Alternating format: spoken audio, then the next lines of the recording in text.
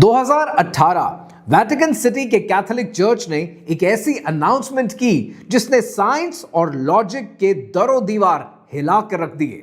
Pope Francis के church ने officially announce किया कि दुनिया में डिमोनिक पोजेशंस इतनी तेजी से बढ़ रही हैं कि हमें मजीद एग्जॉर्सिस्ट की जरूरत है, जिन उतारने वालों की जरूरत है। हालात इतने खराब हो गए थे कि कैथोलिक चर्च ने प्रीस्ट को जिन उतारने की ट्रेनिंग का काम टेलीफोन पर ही शुरू कर दिया, क्योंकि केसेस का सैलाब थमने का नाम नहीं ले रहे थे।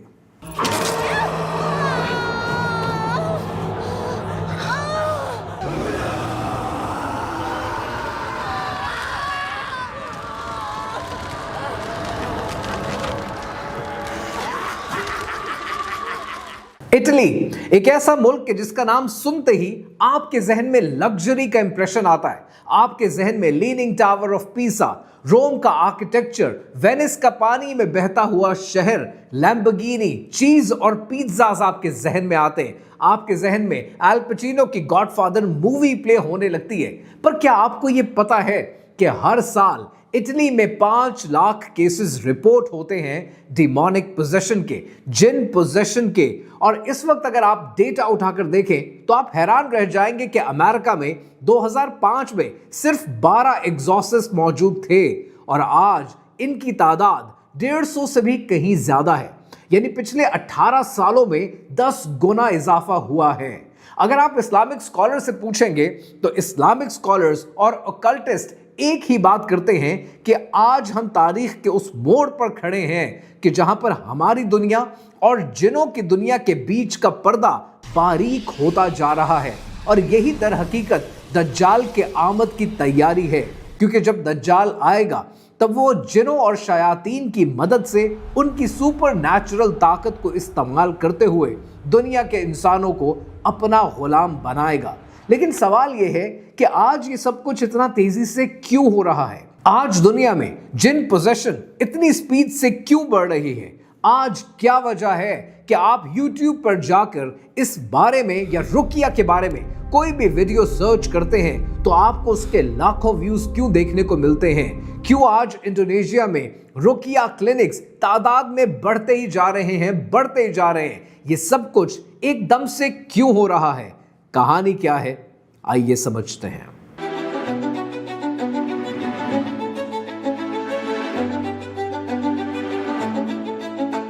पहला केस, एनालीज मिचेल। यह सिर्फ आवाजें सुनने का केस नहीं था। एनालीज अचानक मर्दों की भारी आवाज में बोलने लगी।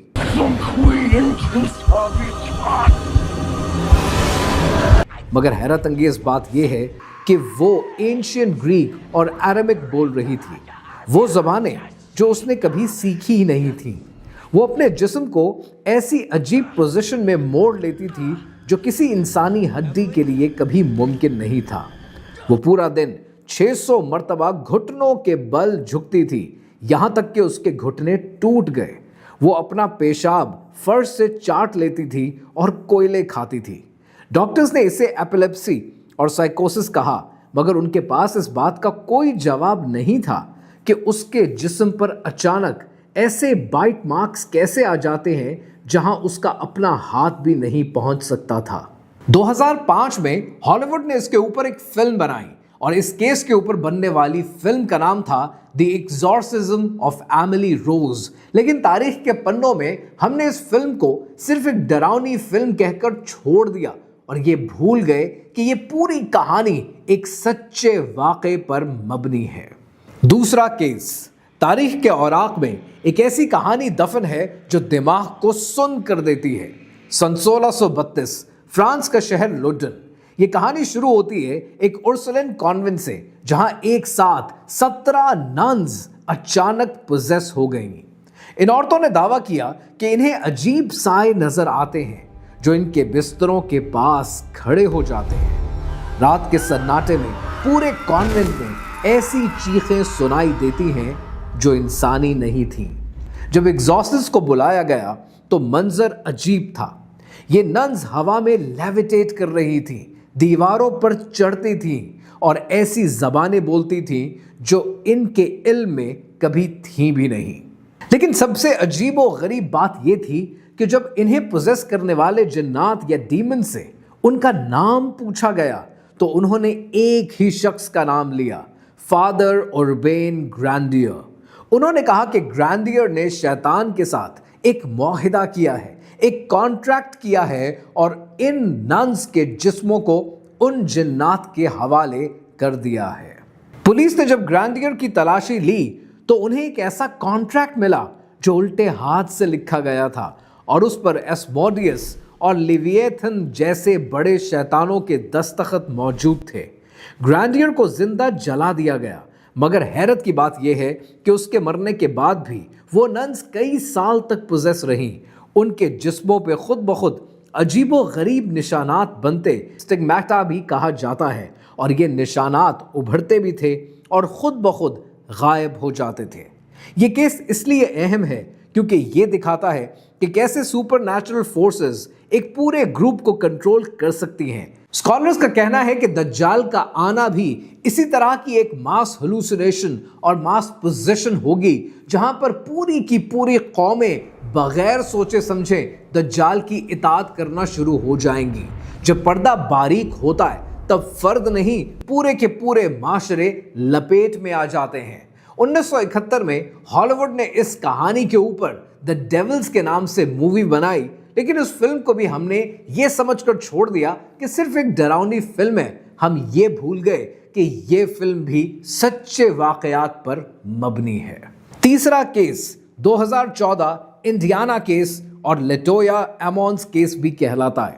یہ کیس اس لیے سچا ہے کیونکہ اس میں پولیس اور ڈاکٹرز کی گواہیاں موجود ہیں۔ پولیس کیپٹن چارلز آسٹن نے رپورٹ کیا ہے کہ لٹویا کا 9 سال کا بیٹا ہسپتال کے سٹاف کے سامنے دیوار پر الٹا چڑھ کر چھت تک گیا۔ سوشل ورکر ایلزبتھ ہیٹن نے گواہی دی ہے کہ بچے کو ہوا میں اٹھایا گیا اور غیبی ہاتھوں نے اسے دیوار سے مارا۔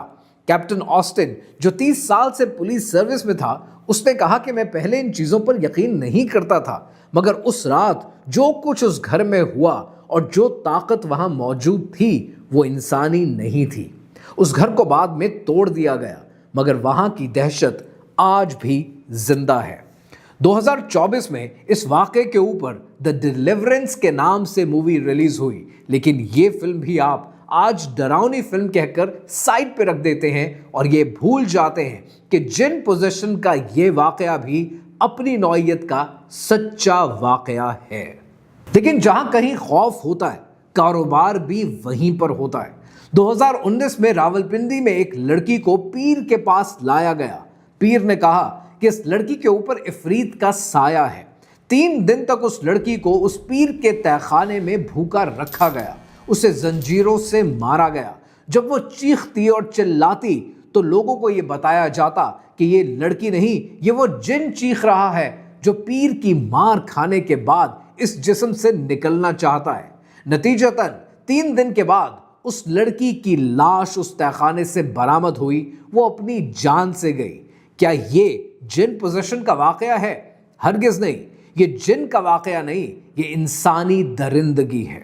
2018 میں کراچی میں پولیس نے ایک ایسے عامل کو پکڑا جو لوگوں کو یہ کہہ کر دھوکہ دیتا تھا کہ وہ ان کی شادی کسی جن سے کرائے گا، جس کے نتیجے میں وہ امیر ہو جائیں گے۔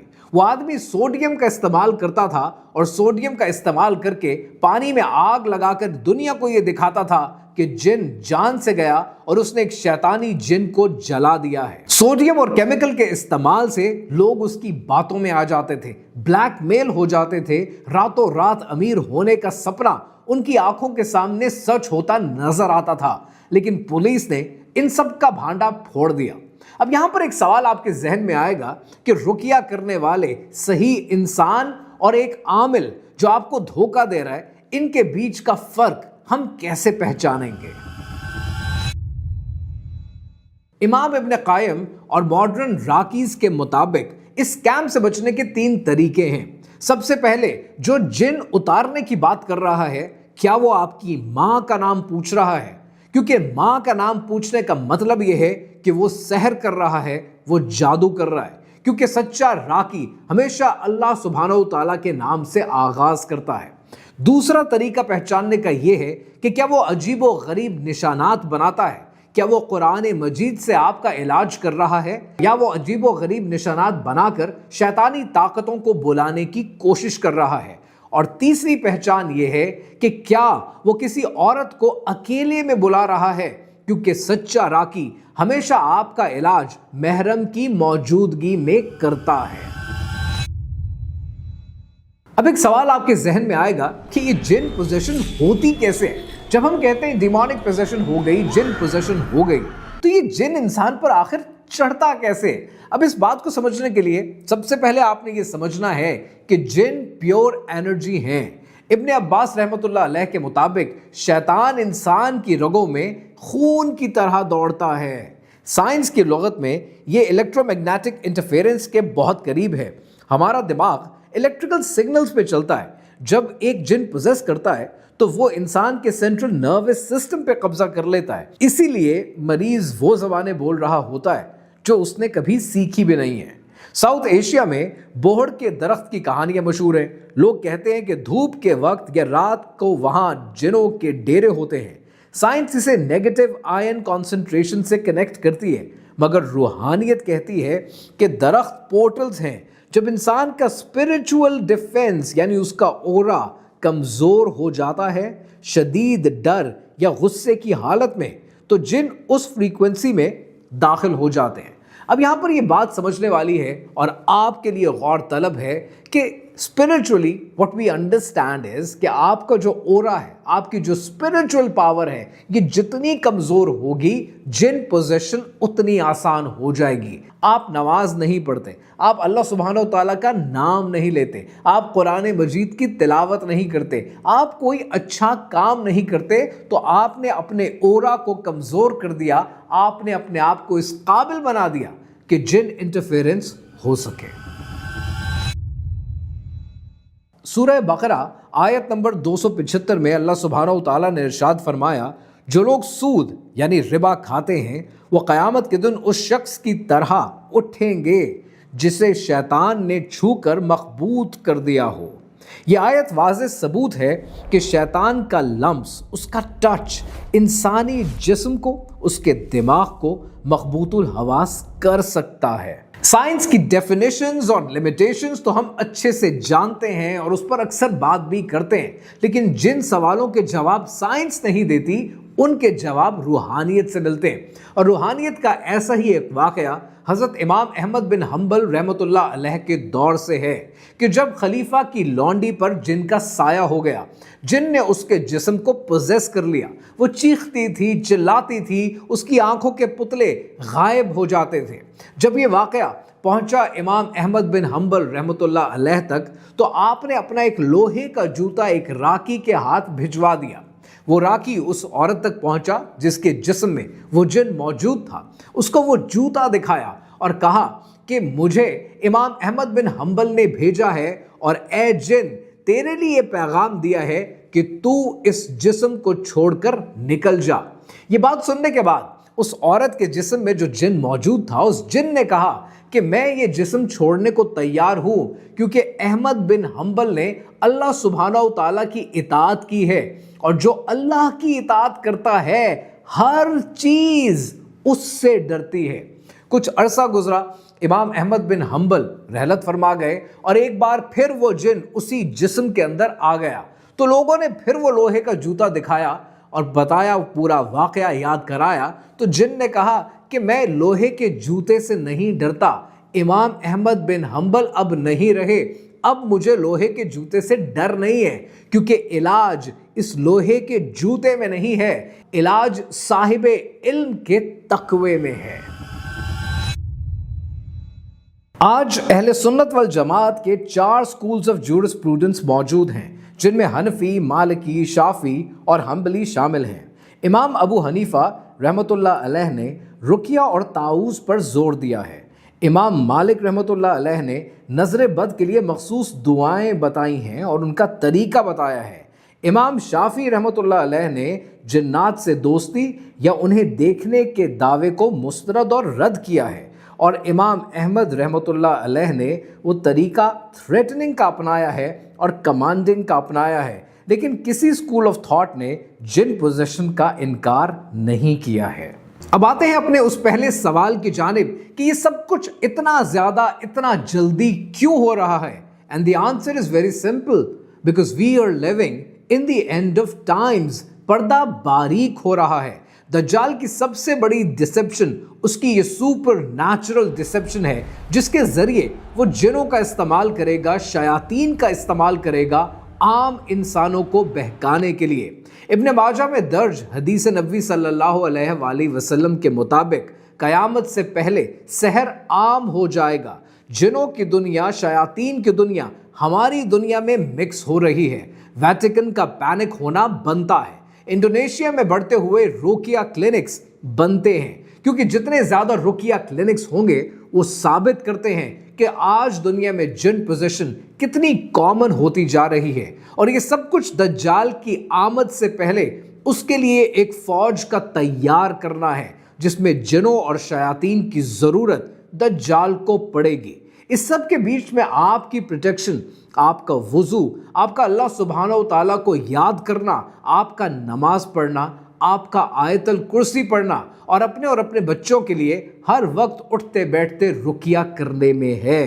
اگلی بار اگر آپ کمرے میں اکیلے ہوں اور آپ کو یہ احساس ہو کہ کوئی آپ کو دیکھ رہا ہے، تو لازمی نہیں کہ یہ آپ کا وہم ہو سکتا ہے کہ کوئی جن آپ کے قریب ہو، لیکن سوال یہ ہے کہ کیا آپ اپنے اسپرچویلٹی کو اتنا پاک رکھیں گے کہ کوئی جن آپ کے نزدیک بھی نہ بھٹکے، یا آپ بھی گمراہی کا راستہ اختیار کریں گے؟